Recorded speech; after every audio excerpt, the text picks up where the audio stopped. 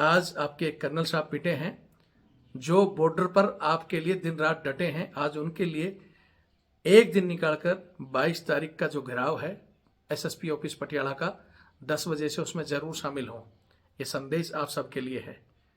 एक चीज कहना चाहता हूं कि धरने में जो शामिल नहीं हो सकते, लेकिन उनके दिलों में है कि हम भी इस चीज का समर्थन करें, तो कम से कम वीडियो को शेयर करें। आपके शेयर से या आसपास के वहां पर पंजाब के जो भी लोग हैं उनको फोन करें कि भैया धरने में जाओ। अगर कहीं दूर दराज बैठे व्यक्ति की भैया हम जा नहीं सकते, लेकिन अपने इलाके में हम अपने डीएम साहब को या अपने राज्यपाल को अपने स्तर पर ज्ञापन दे रहे हैं, क्योंकि ये पूरे देश में घटनाएं हो रही हैं, तो वो अपने अपने डीएम साहब को, कलेक्टर साहब को, उसको राज्यपाल को, अपने चीफ मिनिस्टर को ये चीजें क्या ज्ञापन दो कि किसी भी सैनिक, उनके परिवारों के साथ इस तरह की घटना नहीं होनी चाहिए। क्योंकि इन घटनाओं से कहीं ना कहीं हमारी जो 13 लाख आर्मी है उनके मनोबल पर क्या असर पड़ रहा है। आज उनका एक कमांडिंग ऑफिसर अगर पिट गया तो उनको चिंता नहीं कि कल हम छुट्टी जाएंगे तो हमारे साथ क्या होगा। तो अगर आप सेना का मनोबल ऊंचा रखना चाहते हो तो इस धरने का समर्थन करें। इस घटना पर कोई भी अगर किसी के समर्थन का कोई वीडियो कोई भेजना चाहता है तो मेरा ये नंबर 8290354513 8290354513। आप इस पर मेरा कॉलिंग और व्हाट्सएप नंबर है, अपने वीडियो समर्थन में इसमें भेज सकते हो मेरे व्हाट्सएप पर, ताकि मैं आपके इन वीडियो को अपने चैनल पर चलाकर आपके द्वारा रोष को। आज सबसे पहले मैं आपको छोटे छोटे वीडियो दिखाता हूं।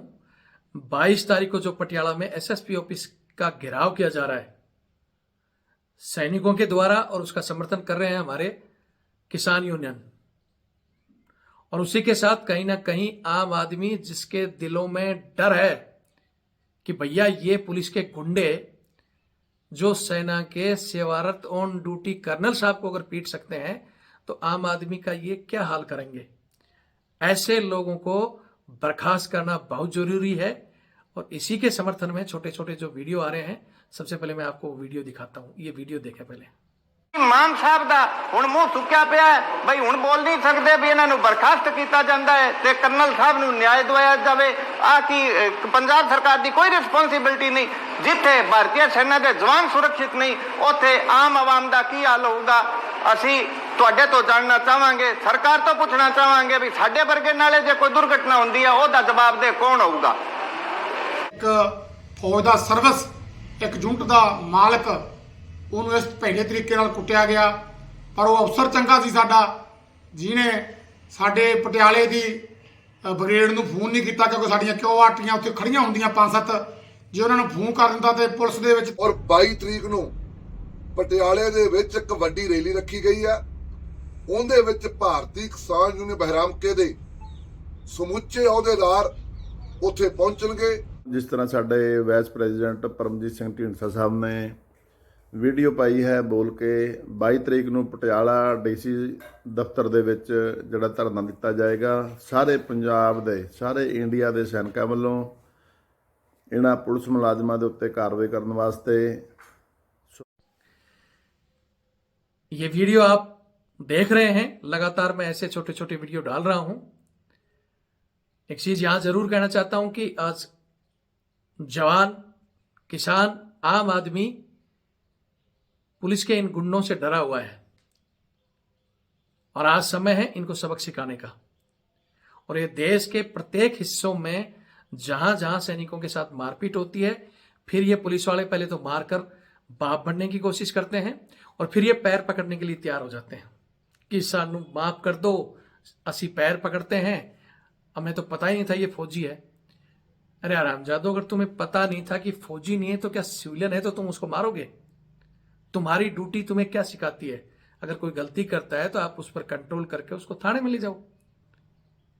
और तुम्हें पता है कि तुम्हारा बाप है सामने, कर्नल है सेना का, तो जो गाइडलाइन है, आर्मी एक्ट और संविधान ने जो कह रखा है कि भाई अगर सैनिक कोई अपराध में शामिल है, अगर छोटी मोटी कोई गलती कर रहा है, कोई मेजर बलात्कार या मर्डर का केस नहीं है, छोटी मोटी चीजों में अगर कोई सैनिक है तो तुरंत आप उसको इन्फॉर्म करो सीएमपी को, और उसको सीएमपी लेके जाएगी।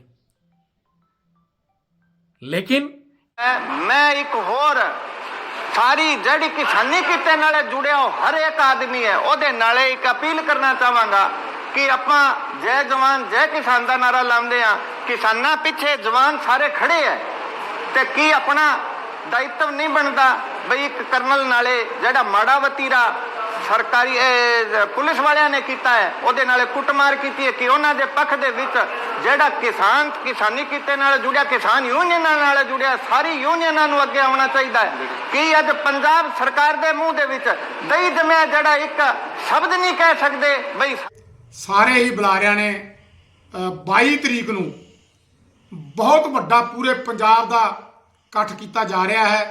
ਸਾਬਕਾ ਸੈਨਿਕਾਂ ਦਾ, ਧਰਮੀ ਫੌਜੀਆਂ ਦਾ, ਜੀਓਜੀ ਦਾ, ਵੀਰ ਨਾਰੀਆਂ ਦਾ ਔਰ ਪਟਿਆਲੇ ਐਸਐਸਪੀ ਦਫ਼ਤਰ ਦੇ ਮੂਹਰੇ ਪੂਰਾ ਵੱਡਾ ਧਰਨਾ ਲਗਾਇਆ ਜਾਊਗਾ ਜੋ ਸਾਡੇ ਸਾਰੇ ਸਾਥੀਆਂ ਦੇ ਬਿਆਨ ਆ ਰਹੇ ਹੈ।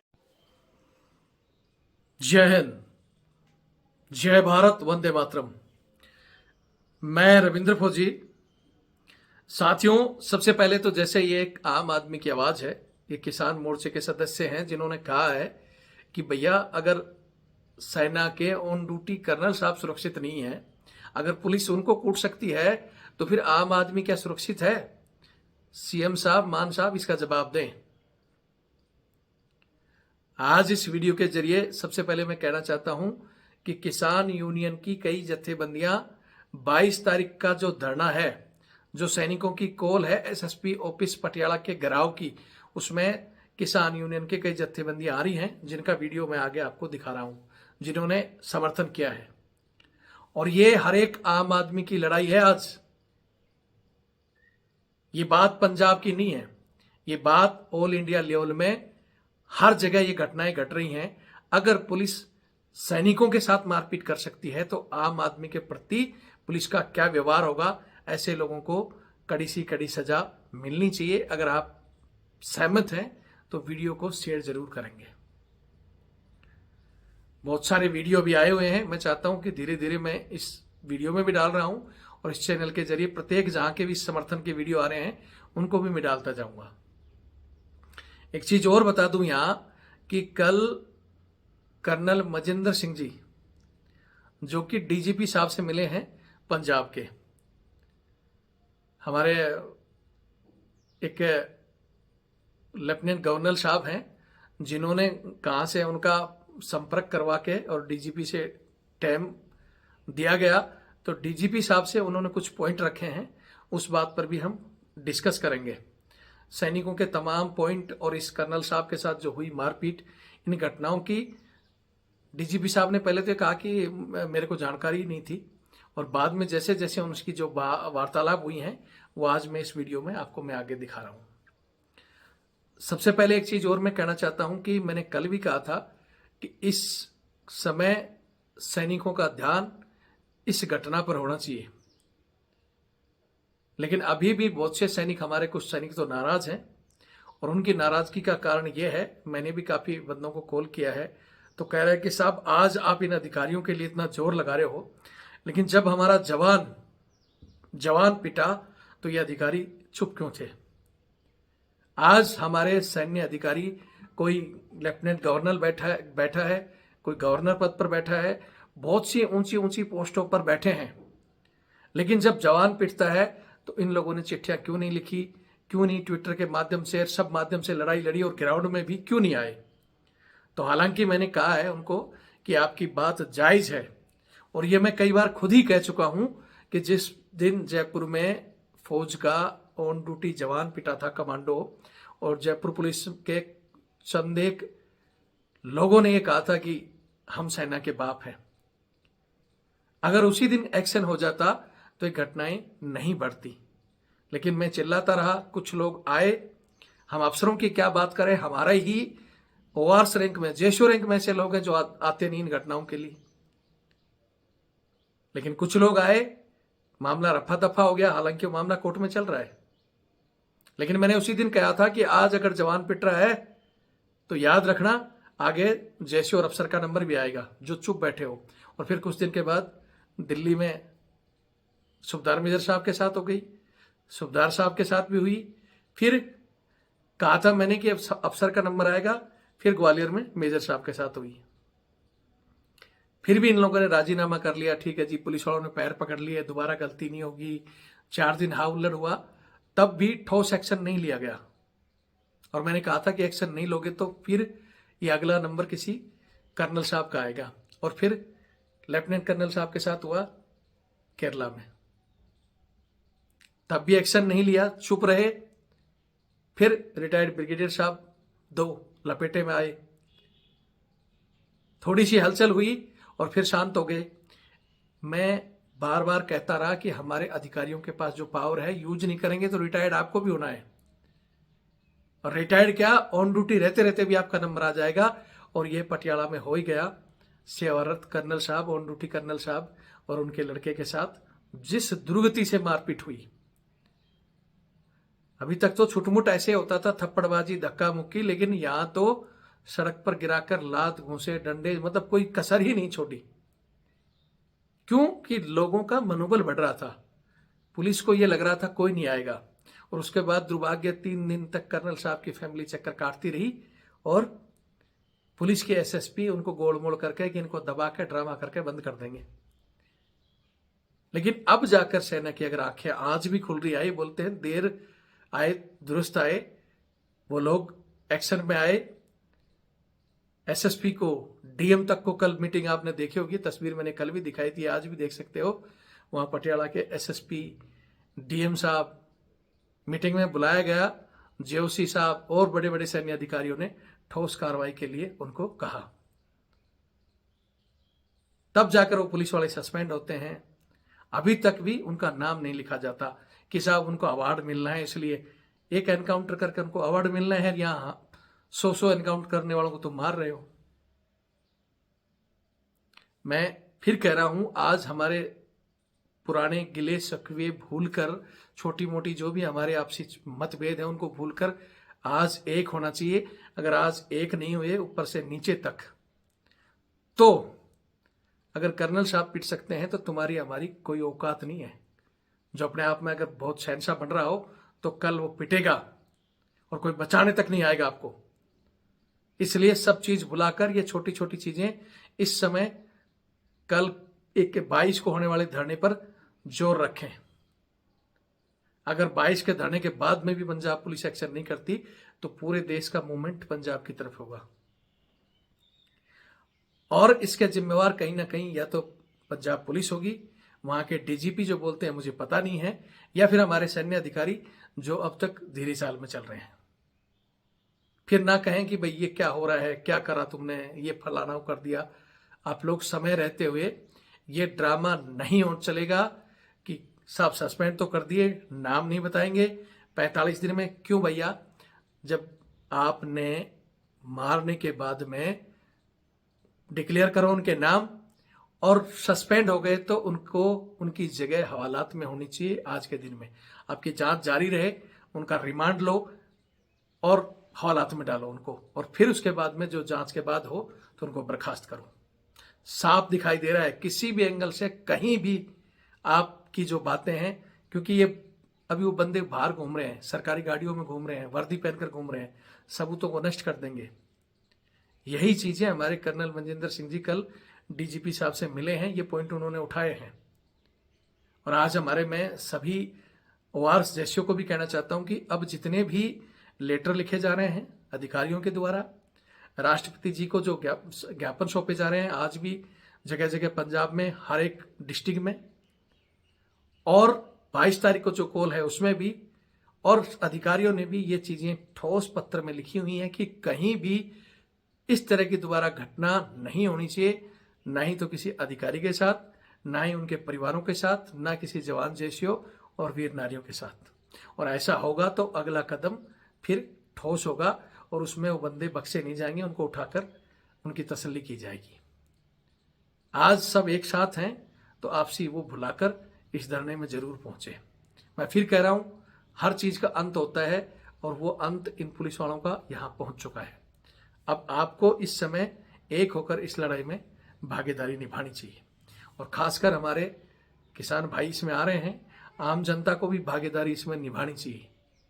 याद रखना कि आज अगर पुलिस क्लीन चिट मिलती है पुलिस को, आज इनको छोड़ा जाता है तो ये लोग फिर हैवी होंगे, आम आदमी का क्या हाल होगा आप सोच सकते हो। और 13 लाख फौज जिनकी नजर आज इस मसले पर है, वो देश के लिए वहां लड़ने बनने के लिए तैयार हैं और यहाँ छुट्टी में आए तो अपने लोगों से पिटाई खाएंगे वो।